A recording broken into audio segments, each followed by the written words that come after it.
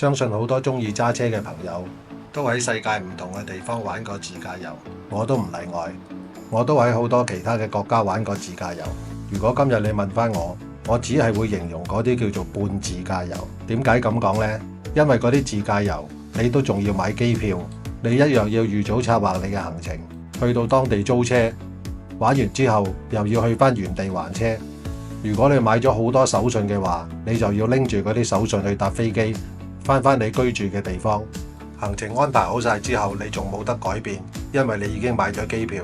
到時即使你身體有問題或者係天氣嘅問題，你都一樣要如期出發，否則你就會因為你預訂咗嘅嘢會造成損失。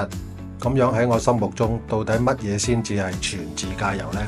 如果你真正能夠由屋企揸車出發，直至到旅行完結揸架車翻屋企，無需要搬住啲行李搭公共交通工具，沿途可以無拘無束咁樣買嘢，而無需要顧慮 size 同埋重量，因為你買咗之後可以直接擺上車，最後又可以將你買咗嘅嘢直接送到翻你屋企。喺我心目中嘅全自駕遊，事前係無需要任何嘅預訂嘅，你可以因應出發嘅時候嘅實際情況作出改變。正因為冇任何嘅預訂，所以唔會有任何嘅損失。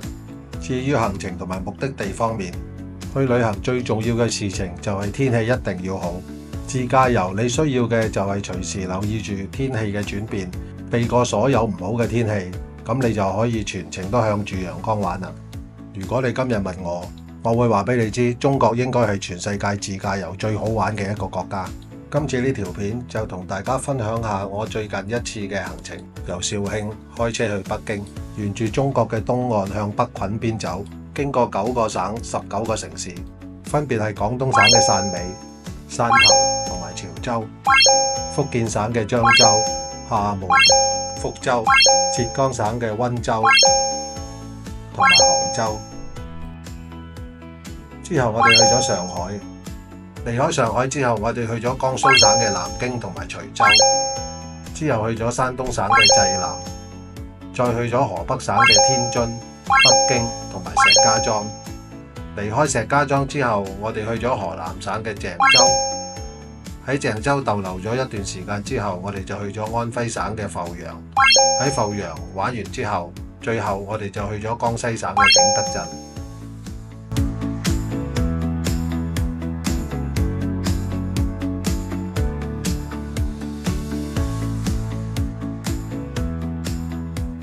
好，而家記錄一下，我哋出門啦。今日9月10號，呢個呢就係我哋嗰個自駕遊嘅行李啦。走佬。好，今日係9月10號，我哋執好晒架車啲行李啦。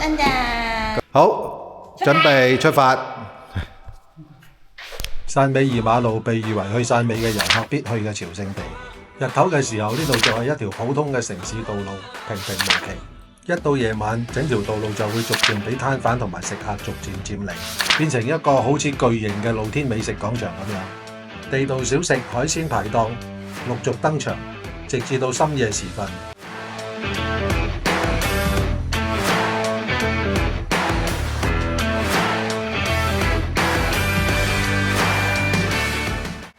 跟住我哋就揾咗一間地道潮州食店晚餐啦。睇下啲汕尾牛丸。呢啲汕尾牛丸湯，啲牛丸咧唔係圓形㗎咋，好食啊！好似咧整嗰啲生菜魚肉嗰啲魚肉咁樣嘅。之後我哋就入住咗呢間酒店，唔好睇佢個水牌咁貴啊，其實係百零蚊一晚嘅咋。今日喺汕尾早上咧，我哋就嚟咗呢一條高第街美食街呢一間南豐，我哋喺呢度就食呢個早餐。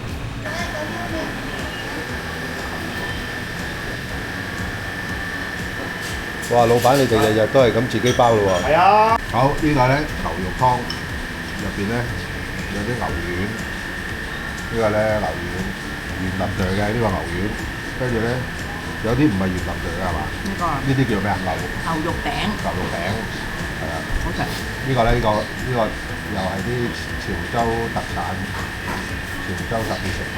呢個芋頭餃。我哋樣都試下，又試下芋頭餃。呢個咧係潮州嘅特色食物，呢個叫做冬節鴿，啱啱老闆介紹完啦。佢個原因咧就唔係啲材料，唔係啲食物，係一啲節氣每年冬冇錯啦。至嘅時候咧，就全家人就包呢一個餃。啱啱食完呢個芋頭餃咧，哇，非常之好味。香港應該未食過啊！入邊咧嗰啲材料咧，呢啲芋頭粒咧，哇，四四方方，一粒四四方方，好整齊，完全唔係求其嘅。你睇落去睇，粒粒都係咁正方形。呢個真係嚟到呢度一定要試，冇得頂。好香。係啊，好香啊！嗰芋頭都好香，一定要試。你好，好，幾多錢？喺嗰度好，係50隻。好。喺汕尾嘅第二日早上，我哋嚟到金丁灣，呢度距離汕尾嘅2馬路大概係幾公里距離。呢度擁有7公里長嘅沙灘，唔知係咪因為唔係假期嘅關係，我哋嚟到之後發覺呢度非常冷清，人跡罕至。係咯，呢度。唔係啦，但係差唔多啦。係啊，又喺綠沙灘。係喎，同一個建築物就好靚嘅喎。啲建設咧係好靚嘅喎，但係睇下左邊呢個保利金丁灣，成個字都爛晒。喂，唔係啊，係咪專登㗎？你睇下個架都係斜嘅喎。架喺度斜字點會咁樣啊？吉利。係專登㗎嘛？梗係唔係啦。喂，呢條咧係鯨魚嚟㗎，睇下。鯨魚嚟㗎。七里海啊？嚇？七里海啊？大家都睇到啦，呢度啲建築物係好靚嘅，個沙灘亦都係好靚嘅。環境亦都係幾好嘅，但係咧就好似一個爛咗尾嘅項目咁樣啦。如果咁樣嘅情況咧，我個人咧都覺得係冇必要一定要嚟呢一度旅遊嘅。喺金丁灣，我哋逗留咗好短嘅時間就離開咗啦。前方橫風區，請小心。汕頭咩食㗎？嚟到汕頭重點旅遊區，呢度係郵政局，呢個係小公園嘅範圍，其中一個景點郵政局。呢個係汕頭嘅一個重點嘅旅遊區，參觀下呢個汕頭郵政總局大樓先。呢個郵局嘅前台啊，郵局前台嘅模型。跟住我哋行入去睇下啲紀念品，中國郵政。係喎，以前就係呢啲送信喎。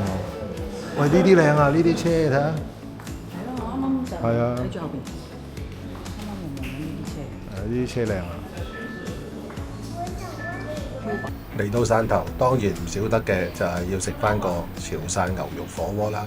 我哋求其揀咗一間火鍋店，就喺呢度享用我哋嘅晚餐啦。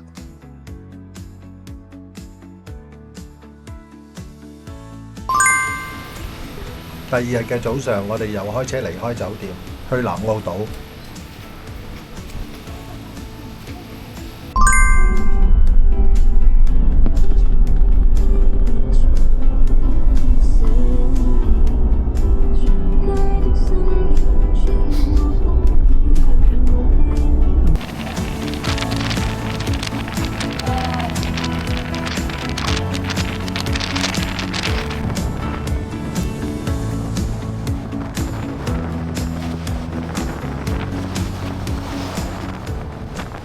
南澳島係廣東省唯一一個海島縣，亦都係全中國唯一一個全個島都係4A 級景區嘅海島，總面積係115平方公里，由南澳大橋相連住汕頭市。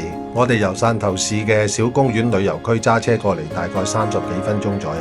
過咗南澳大橋之後，沿住島上邊沿海嘅公路行駛，沿途風光非常之靚，基本上係去潮州旅遊必去嘅一個海島。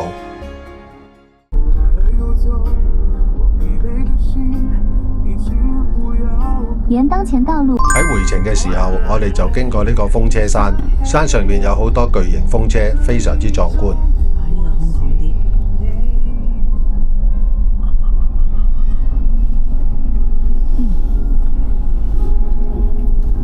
北回歸線廣場又係嚟南澳島一個必遊嘅地方。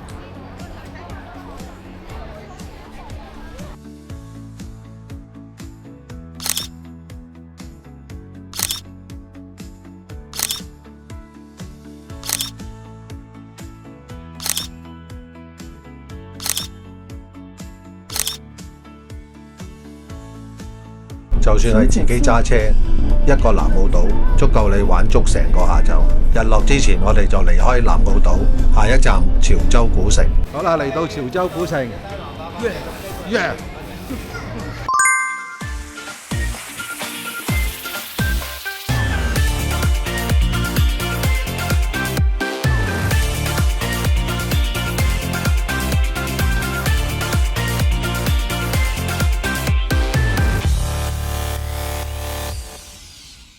行完潮州古城之後，時間都真係唔早啦。潮州嘅夜晚一樣依然非常之熱鬧，馬路上邊好多車，我哋就揸架車返酒店休息，準備聽日嘅行程。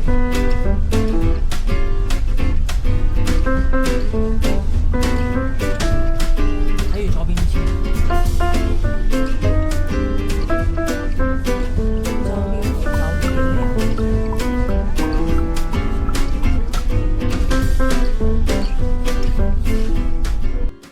呢一晚我哋就係揀咗呢間酒店，開業唔夠2年，消費都係100零蚊咋，仲要包埋車位同埋充電樁添。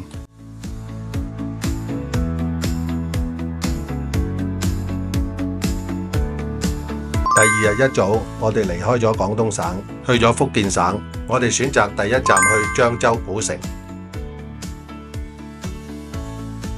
漳州古城有過千年歷史，古城裏邊嘅舊建築物仍然保留住好濃厚嘅古城風味。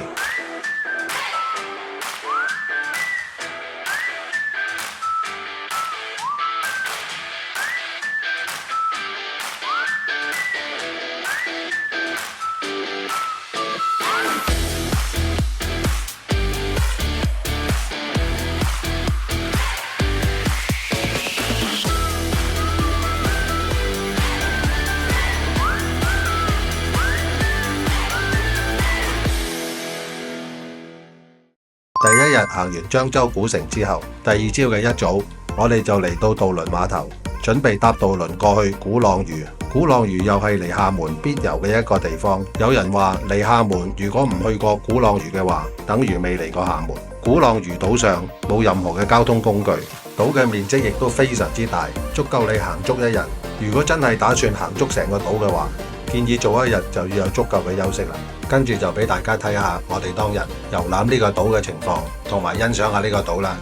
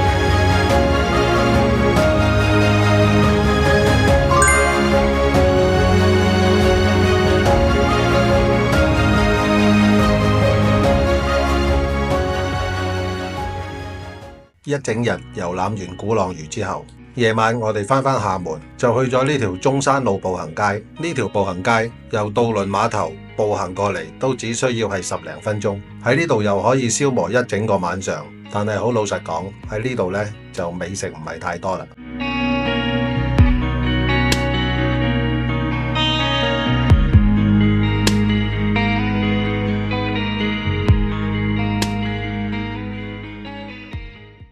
沿住廈門嘅海岸線，沿途欣賞夜景，遊覽鼓浪嶼，再欣賞埋日落嘅黃昏靚景。就係咁，我哋喺廈門就留咗4日啦。